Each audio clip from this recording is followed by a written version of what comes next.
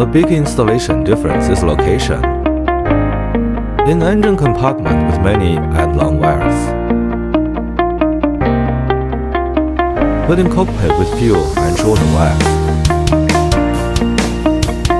Wider and longer in the engine compartment, getting power to walk through the chassis to the engine compartment, then back to cockpit get signal wire.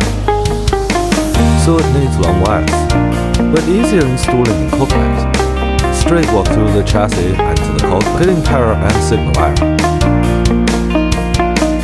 Technician installs in engine compartment will spend more at least an hour than cockpit. If unskilled, maybe an hour. That's all today. About equal. Next time, we will continue talking about the components inside.